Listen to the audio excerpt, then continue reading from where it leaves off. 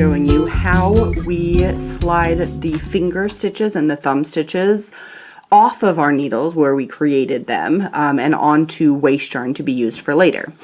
So you can see my actual finished mitt here. All of our fingers we're going to create first. We cast on at the top edge and we knit our way down, and then we are going to want to put the live stitches from these fingers and thumb that we created onto waste yarn to be ready to go ahead and start knitting the rest of the body of the mitt.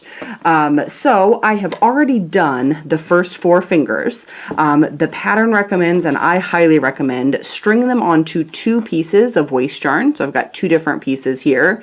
I string half of the stitches onto 1 piece of string and half of the stitches onto the other piece of string.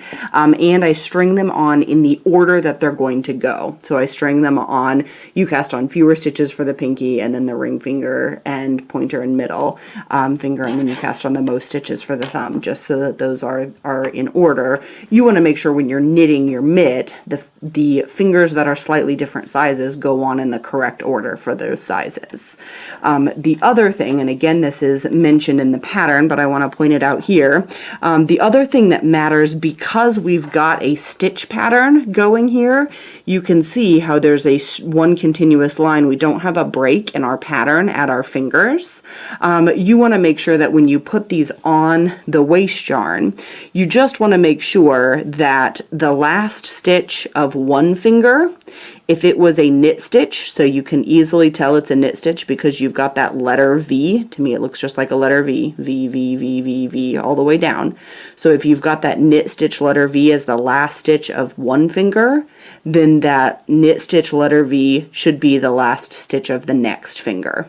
So 2 knit stitches together right next to each other. And just make sure that happens all the way across. 2 knit stitches next to each other. And then this has an odd number of stitches. You want to have the purl stitch be right next to the purl stitch of the next one. So as long as they are on your needles that way, and if you get it correct one way, it will be correct the other way. That you've got purl stitch next to purl stitch next to purl stitch, knit stitch next to knit stitch, all the way down. And that is all there is to that. I do want to show you how to actually slide your stitches onto waste yarn here. It is not a hard thing to do at all. You want to take a tapestry needle, thread some waste yarn through it. I highly recommend a waste yarn that is a different color than the main yarn that you are knitting with. You are just going to want to cut your working yarn, or snap it if you're using a wool-based or an animal fiber-based yarn that can be torn that way. You are going to, again, if you're doing the fingers, you want to make sure when you're sliding them on, okay, I'm going to check, it's a knit stitch over here. I want to make sure that this one is a knit stitch. If it's not a knit stitch, if it is a knit stitch like here, okay, I'm ready to go. If it's not a knit stitch, just flip it over to the other side and it will be. You are going to just go ahead and take your tapestry needle threaded with that waste yarn and slide it through all of the stitches on there. I generally will slide it through 2 or 3 stitches. You'll notice I'm putting my tapestry needle in as if to purl to slide those stitches straight across so that they are not twisted. And another thing that you can think about, although it's not a necessity, if you think about how you're actually going to sew these fingers or weave the ends in, weaving an end in, you're always going to have 2 ends for every finger. The cast on end that you'll just weave into the finger itself. And then the end of the finger, you're always going to have this piece of waste yarn, or the tail of yarn that you've got to weave in. If you think about where that thumb is going to meet the body of your mitt, you're more likely to get a little gap and a little hole right there. So if I'm going to pick, which I am, which way I sew my thumb onto my glove, I want the tail that I'm going to weave in to be here to close that little hole, rather than on the outside. There's not going to be a little gap and a little hole right there that I need to close up. So if I get to pick, I want to put them right there. So since I'm just going to thread the thumb onto one needle, I am going to go ahead and make sure that where I tie my knot is going to be the same place where this is, and that's going to be where I slide that needle back again. So I'm going to take my tapestry needle, thread that waste yarn through there, and pass it through this way. And that's just going to put that knot on the same side so that when I'm ready to take my thumb off of the waste yarn and put it back onto my needles to knit it, I'm going to untie and get started putting it back on where the knot is. That just putting that knot where that waste yarn is makes that a little bit, kind of a little extra reminder. You'll actually notice on the fingers you can do the same thing, where you've got a tail of yarn at the bottom each time. So if you sort of arrange it so that the tail can close up the gap between the two fingers, rather than it only really matters on the pinky and the pointer finger, but that this is here to close that up rather than on the outside. So there's one here, there's going to be two here because you have the tail from one finger and from the other finger, and then the same way here, the tail from the pinky is going to be on the inside here to close up that little gap that's always going to happen, rather than on the outside where there's not going to be a gap. That part is not a necessity. There are other ways to do that, but if you happen to think about it, you can kind of play with things and slide just a stitch to one needle or to the other needle to get everything to line up the way you want it to. And that is sliding your stitches onto waste yarn for your forefingers and your thumb before it's time to start knitting the rest of your mitt. I'm now going to show you how we take the 4 fingers that we put on to 2 pieces of waste yarn in the correct order in the last step, how we go ahead and get those back on our needles to start knitting the body of our mitt. So we're getting ready to do this sort of first row, which connects all 4 of our fingers together. You are just going to take your needle, and I happen to prefer double points, but magic loop works just as well. You are just going to take your needle. You see I've already done half of the stitches. When you put them on 2 different pieces of waste yarn like I've got, where you've got the needle separating them, and you make sure you've got half your stitches on one needle or on one piece of waste yarn and the other half on the other side, and you do want to make sure that you've got like stitches right next to each other. So I went over this in the last video and it's in the pattern, but just as a reminder, if the last stitch of one finger is a knit stitch, you see those V's all the way down, the first stitch of the next finger wants to be the same thing, those V's all the way down. If the last stitch is purls, see those bumps all the way down? You want the last stitch of the next one to be purls, bumps all the way down. So you are just going to take your other needle and slide it right through. This is why I recommended when you put your needle or your stitches onto waste yarn that you used a strikingly different color. It's really easy to tell where your needle is going, because which are your live stitches and which is that waste yarn. If your waste yarn is a strikingly different color. If your waste yarn is very similar color, it's harder to do this step. But this goes through pretty quickly, and you just stick all of those stitches on. Let me finish that.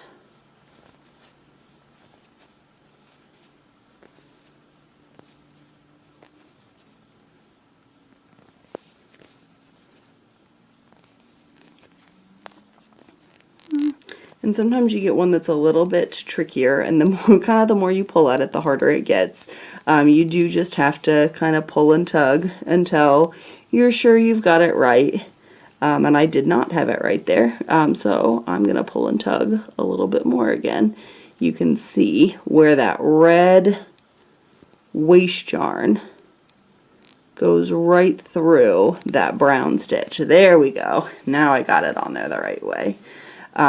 Generally, you don't want to manipulate the stitches and pull on the waste yarn too much, because it just tightens everything up and makes it harder. You saw how I kind of struggled right there. It was because I'd put too much pressure. I just pulled too tight. And this stitch looks like it wants to be a little bare too. So again, if you're struggling, just take your needle and trace that waste yarn right through There we go. Where that one was. So it's okay if it takes you a couple of minutes. It takes me a couple of minutes sometimes too. So you can put every single live stitch back on your needles before you ever get rid of this waste yarn. And then I just cut the tie that I put on one side off, hold on tight to your stitches, and just pull. And now all the waste yarn pulled out, and none of my stitches I had any trouble with. They all just stayed right on there. So now it is time to connect our working yarn again, because no working yarn is connected. So you're going to take the end of your working ball of yarn. You are going to start, it doesn't really so much matter which side you start on. I happen to be starting on the pinky side. If you're worried that you're going to forget when it's time to attach your thumb, you can pin a little note to this or put a safety pin or a stitch marker or something into the skinny finger, just as an extra reminder. It's not time to put the thumb on right now. We have not decided which side the thumb goes on yet, but just be aware. You will eventually need to be making that decision. So we finished our fingers. Each time we ended with a knit row, so it's time to do our knit one, purl one row. And we just, as it says in the pattern, we just, to figure out where to get started, we want to read our knitting. We're going to look down here and see this is the bump. And when I look right down, this is not a bunch of V's on top of each other. This is the bumps. Whereas this is my nice straight V's. So this is the knit stitch row. This is the purl stitch row. So I'm going to begin my very first stitch by doing a purl stitch, and then I know that my knit stitch sits in the correct spot because it sits on top of that nice clear line of all knit stitches. So I knit one, purl one. It's just knit one, purl one, just like our pattern all along. I'm going to follow that pattern until I get to the last stitch of my first finger. It's very easy to tell the last stitch of your first finger because there's nothing attached to it.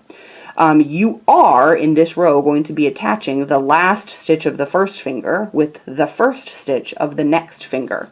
So we are going to do a knit two together with these two fingers, or these two stitches. Just a knit two together, just like every other knit two together you've ever done. And now it's time for this to be, I'm still on a knit stitch. You can see that long line. And so I'm going to knit, purl, knit, purl to one stitch from the end. I'm going to knit two together with this one and this one. Knit two together right here. And I'm going to keep doing that. I'm going to work in pattern. So this next stitch here, you can see is a line of purl bumps. I'm trying to get my working yarn out of the way. Purl bump, purl bump, purl bump. So this is definitely a purl stitch, a knit stitch. So we are going to follow that, staying in pattern as it's set. And every time we get to a break between two fingers, we're going to knit two together. When we get to this last stitch, we're not trying to join a finger, so we're not going to do anything to that stitch. We are going to knit it or purl it however it's established in our pattern. We are going to flip it over this way, and we're going to do that exact same thing. We are going to knit this or purl this first stitch, knit all the way to one stitch from the end, and we're just going to knit two stitches together at each finger join. At that point, we have the correct number of stitches on our needle for our mitt, kind of the main number for the size that we're doing. We are at this point right here in our mitt, and we are just going to work in that same broken rib pattern that we've been doing for our fingers and that we're going to do for the rest of the mitt. We're just going to work in that until this distance measures what the pattern tells us. It's going to be in the neighborhood of 2 inches, depending on the size that you're doing. And that is how you join the 4 fingers together and knit until you're ready to add the thumb. I'm going to be showing you in this video how to attach the thumb to the rest of your mitt to complete our set of mitts here. And the first thing that we need to do is kind of lay it out so that it is in the shape of a mitt. Your beginning of the round marker is going to be on the side where your pinky finger is. So the fingers themselves are actually different sizes, as your fingers are actually different sizes. In the previous video, I said it didn't matter where you joined the yarn to create your beginning of the round. I have changed that on the pattern because it actually is going to make it much simpler if you do create your beginning of the round on your pinky finger side. So the pattern will say that as well. And do double check before you attach your thumb that it is on the pinky finger side is where your beginning of the round marker starts, or where your beginning of the round is, and your thumb is going to be opposite your pinky finger because that's how hands work. So we want to make sure our mitt is the correct layout with your fingers there. And the pattern is going to tell you, once you've got this laid out so you know how things are working here, that we are going to want to work across, so everything is laid out, we are going to want to work across in pattern across to 1 stitch short of the halfway point. So the size that I'm making has 48 stitches around. I'm going to work in pattern across 23 stitches. So 24 stitches would be halfway. I want to make sure I show you what work in pattern looks like. So we've got the row here that has these bumps on it. This is when we are on a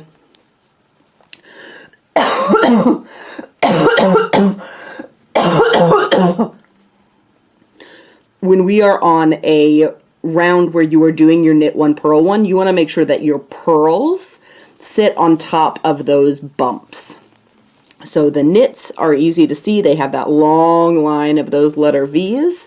That should be your knit one, and then the one that you are purling should be the one that has the bumps. So theoretically, you only need to look one time every time you are starting to do this row, because it should be knit one, purl one, knit one, purl one. And all you need to know is which one you are starting with, if you start with the knit or the purl. But it's not a terrible idea to just kind of keep it in the back of your mind that you should sort of check as you're going along. Every once in a while, just glance down and say, okay, that looks like I'm definitely putting my knits on top of the correct spot. It's going to be especially important that you can tell when we're working with our thumb. Because as we start doing our decreases to incorporate our thumb into the body of our mitt, whether you start with a knit or a purl, when you get to the thumb on those rows, it's going to change every row because we're doing decreases.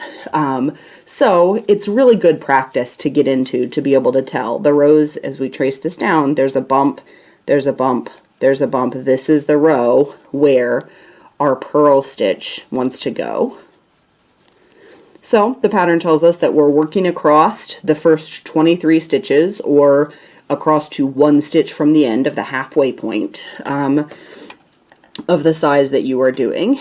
And then we want to slide the half of the stitches from our thumb onto there.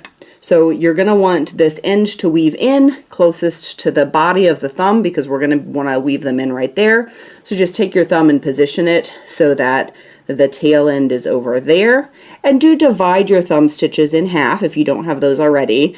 For this size, I've got 8 stitches on one side and 8 stitches on the other side. And you are going to slide half of the stitches across. And in my pattern, I actually tell you to do this with a spare needle. And I didn't grab a spare needle, so I'm just going to we're just going to slide it across onto this one. Hopefully if you're working on double pointed needles, you do have the other spare, or the other needle spare. And we're just going to slide all of these stitches on here. These stitches have not been worked yet. We're just getting them back on a needle. So we get those stitches back on. We are going to go ahead and take out the waste yarn there. So we want to cut our waste yarn. I wouldn't take your waste yarn out of the stitches we haven't put on needles yet. Just pull them out of that side like that. And the pattern now wants us, sorry, we've got to get the extra needles and everything all situated here. The pattern now wants us to knit 2 stitches together.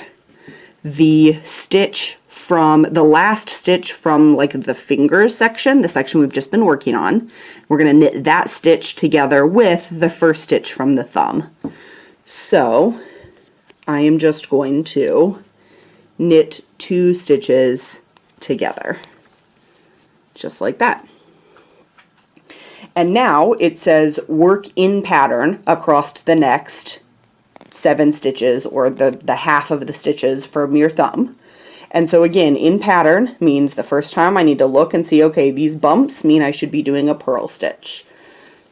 So once I've looked once, I know I did a purl, and I just need to do knit, purl, knit, purl, knit, purl. And I'm going to go to the halfway point. Since my thumb had 8 stitches on each side, that means I knit 2 together, which used up 1 of the 8, so I had 7 remaining to work across. Those numbers will be different depending on the size that you're doing. And then we are going to want to place a halfway marker. That halfway marker is going to go right here to mark halfway across our thumb. That marker is going to be important as we are doing the decreases in later rounds. If you're working like I am on just 2 double pointed needles or on magic loop, and so you've got circular needles that are connected down here, you may just want to put your stitch marker, your halfway marker, just into the fabric, and know that the actual stitches that are halfway are the ones at the end of your needles there. If you're working on more than just the 2 double pointed needles, you'll actually want to put the stitch marker between the exact needles. But as we turn around this way, we have 8 more stitches across here. We are going to slide these stitches onto our truly empty needle this time. Just slide those stitches on. Again, it's nice, make sure in the pattern when I said to use a different color waste yarn than the yarn that you are knitting the main body of your project out of, it just makes this step a lot nicer to do if those stitches are a really different color. And the more you mess about with your stitches, the harder it always is to get this last one. Just tends to get a little bit tight. So if you find that, you're not the only one. And then we're just going to pull that waste yarn to get those last stitches all the way onto our needle. And you are then going to be working across these stitches. You're going to work across the first 7 of these in pattern, and then you're going to do a knit 2 together, the last stitch of your thumb with the first stitch of the body of your mitt, and then you're going to work in pattern across to your beginning of the round again. After you've done that first round where you actually attach the thumb, the rest of the time you are going to be alternating between 2 rounds. You are going to do 1 full round where you just knit every stitch all the way around, and then on the second round you are going to work in pattern to 6 stitches before the end of the round. 2, 4, 6. So it's actually going to be 6 stitches from the halfway point. You're going to work to 6 stitches from the halfway point, and you're going to knit 2 together, and that's going to continue to decrease those across. And then you're going to work 6 stitches, knit 2 together on the back to decrease the thumb stitches evenly, work in pattern to here. 1 full row of knit across to 5 stitches from the marker, knit 2 together, work in pattern for the 5, knit 2 together, in pattern to the end. Full row of knit, decrease. So I can show you with the finished one what that looks like. By stacking those decreases up like that on top of each other, we're working this way, and you're kind of pulling those extra thumb stitches. You're pulling those by decreasing, pulling those in to the main fabric of your mitt. You will know when you are finished with the decrease rounds because you will have the same number of stitches on your needle when you're done with the thumb as you had before you started the thumb. So for this size, the larger size, I had 48 stitches up here before I added the thumb. I added the thumb, which had 16 stitches, and then I did decreases until I was back to 48 stitches again. And that's when you will be finished with your thumb decreases. And you can see that thumb just decreases down to nothing. And that's how the thumb decreases work. I am going to be showing you how to graft the top of your flip top for your mitt. So when you have created your glove all the way, or your fingerless glove, you are going to make the mitt here, and we're going to graft it together at the top so you get this nice smooth transition without any seam that would kind of irritate your finger if there's a seam right across there. So the grafting technique that I always prefer is the Kitchener stitch.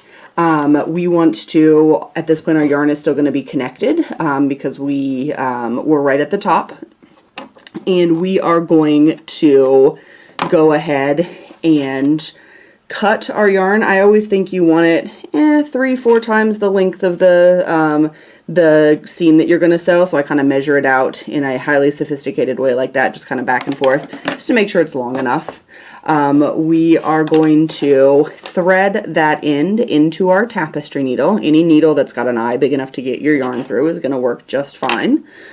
And now we're going to start doing the graft. So Kitchener stitch is going to be, you have 2 setup steps that you do just one time at the beginning, and then you just repeat the same 4 steps over and over and over again.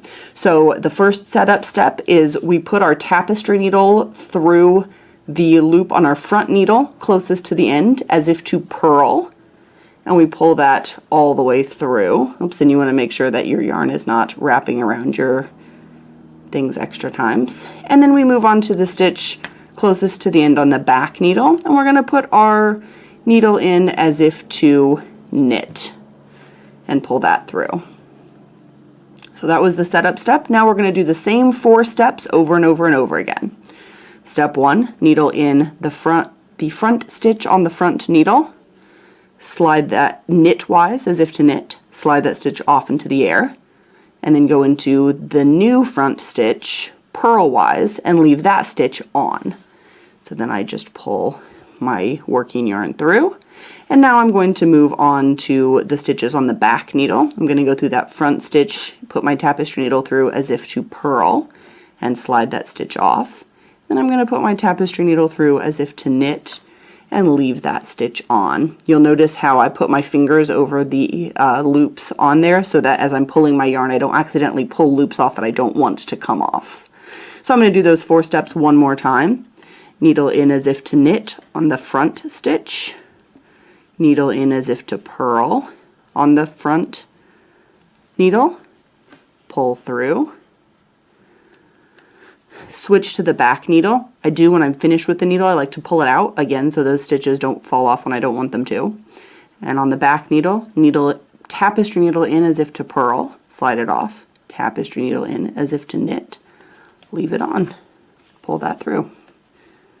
And exactly how tight or loose you pull that yarn is just going to take a little bit of practice. As you're looking, you want it to look as if, so this is actually the graft right here. See how it's really hard to see because it looks identical to the rest of the fabric around it? That means you're doing the graft right. But you want to pull the yarn every time so that it's the same amount of pulled tight as the rest of your stitches. So if you pull really hard, you end up with like a really tight little area in there. If you leave it really loose, you end up with like big open holy spaces. So it just takes a little bit of practice to kind of pull it the amount that it's going to look about right with the stitches around it. So I'll show you my completed one more time. As you're looking at this, I just realized that that was inside out. So as you're looking at this line of stitches right here is the one that was grafted across. And so that's, you want it to pull the same amount of tight as the rest of the fabric around it. I will tell you, I've probably sewn 1,000 grafts with Kitchener stitch, so if yours does not look this perfect, that's okay if you're new to it. And that's how the Kitchener stitch works. Right now I'm going to show you how we actually attach the flip top part of these flip top mitts. So that we have gone ahead and knit the mitt and we've knit the flip top. Now we just are going to talk about how to connect those together. So there is not an exact correct spot to put that seam that we're going to sew. What I would recommend is put the glove on your hand and see where it feels comfortable for you. You can kind of see where I did it here. It's not quite an inch down from where the fingers go up, but it's going to depend a little bit on if you're making the smaller version for more traditional female hand size, or the larger version. These are for the larger of the two sizes. So where exactly you want those flip tops to go is going to depend a little bit on exactly how long you want this distance to be. So not quite halfway in between where the thumb joins and where that joins is kind of where you're going. So once you've got that idea, and once you've made one, try to sew them both on at the same place. So you can see I'm just lining these guys up and saying, okay, I want it about there. And you can use your the knitting needle that you actually made your project with to almost create yourself a little like a little guide for where you're going to put this. Kind of pass it through your fabric just a little bit so that you've got that guide, and make sure that it's going to be straight across and about at the same level on both of yours. So once we've got that in place, we are just going to, the pattern recommended that you leave yourself a fairly long tail when you cast this one on, because we're going to use this tail to sew that seam. It just means one fewer pair of ends to weave in at the end if you use the same one. So we're just going to thread that on the tapestry needle. I always like to kind of reinforce this little join here, just to kind of cinch that closed a little bit, as I just think it makes it look a little bit neater and tidier. So pull that tight. Make sure that it is right side out, like pretty side facing, so that the fabric on here matches the fabric on here. And we're going to lay that across, and I just whip stitched mine on. So I am just going to kind of back this out as I'm going. And I'm just going to go under, sort of right at the edge here, go under 2 strands. If you go under just 1 strand, it really stretches out and pulls your fabric a lot. So I like to go under 2 strands. And I'm attaching this edge right there, and that's kind of tacked it in place. Right at the very edge is where you're going to get a lot of like stress and strain on here. So I like to go through it twice just to make sure it's nice and secure. So just pass it through the fabric twice. And now I'm just going to go through, you'll see on your cast on edge, you've got almost like this little row of V's right across the top, if you're looking here. So I go under 2 strands on there, and then under 2 strands on the fabric of the glove, and pull that through. And I'm just going to keep doing that exact same thing. So I'm going to go under the next 2 strands up here, and the next 2 strands right here. And you're just going to do that all the way across. As you're going, kind of pull enough so that it's snug, but you don't want to pull so much that you're really cinching that fabric in. Make sure it still has that stretch to it. Also, occasionally check and make sure that you have not gone too deep into your fabric and actually stitched your mitt together. Ask me how I know. just so that it's just across the top edge of the fabric. After you have gone all the way across there, I do the same thing. I secure it with, kind of go through twice at the other edge so that those two edges are really extra secure. And then it's time to sew on the little button. I wanted to make sure I didn't put a buttonhole in this, because to me, when it's on your hand, I didn't want a buttonhole there. My hand would get cold. That's the whole point of having the flip top. So I just chose a very, very small button that would just pass through the fabric. So there's no buttonhole at all here, but knitting fabric is stretchy, and so you can just pass it through like that to secure it back. So once you've got this sewn on, you are going to want to take your button and just lay it on. Make sure you don't want to put it right up here at the top. You just want to put it down, give yourself maybe an inch or so, and then you're just going to stitch that button on. If the holes of your button are big enough, you can use your working yarn. Because we're using such a small button so that it will easily pass through the fabric, probably the holes are going to be too small to get your yarn through, or at the very least too small to get the tapestry needle that would pull your yarn with it through. So I just used a regular needle and thread for the button and secure that on there. And that is your finished mitt that has that extra mitten part to keep your fingers warm.